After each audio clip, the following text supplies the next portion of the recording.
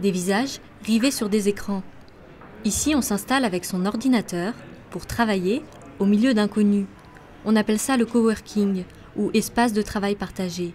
Le lieu est gratuit, c'est premier arrivé, premier servi. Pour ces travailleurs indépendants, c'est l'opportunité d'avoir un bureau en dehors de leur domicile, même si des améliorations restent à faire. Pouvoir avoir un lieu hybride entre des espaces de travail dits classiques sur lesquels on arrivera réellement à se concentrer, sur lesquels on arrivera à passer des coups de téléphone personnels dans une ambiance calme, avec des espaces comme ici, des espaces d'agitation sur lesquels on va pouvoir rencontrer du monde. Il existe plus d'une centaine de lieux de ce type en France.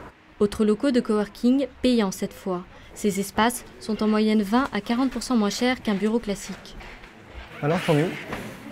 Loyer par personne, environ 350 € par mois. Grégoire développe un assistant digital pour les cyclistes urbains. C'est une somme conséquente dans son budget. Ça a un coût, mais finalement, au vu des avantages, par exemple, le fait de travailler chez soi, c'est compliqué. Là, on peut être au milieu de la communauté, avoir accès à des services. Je trouve que c'est quelque chose qui vaut largement ce coût. Les coworkers de cet espace ont accès à un frigo et une cuisine. L'avantage, économiser, mais surtout déjeuner ensemble, l'occasion d'échanger avec les autres locataires, comme dans une colocation. Exactement. La sociologue Danielle Linhart étudie l'évolution des pratiques du travail.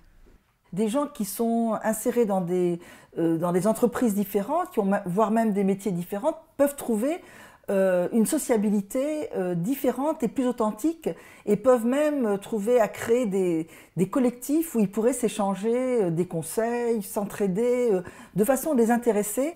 Et l'entraide peut aller jusqu'à la collaboration professionnelle.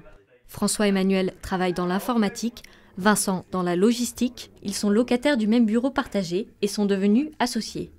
On s'entendait bien, on avait les projets, surtout on avait des compétences communes, et puis on avait des compétences qui étaient complémentaires. Donc on s'est dit, on a un projet, partons ensemble. Voilà. Le coworking évolue et n'est pas toujours là où on l'attend.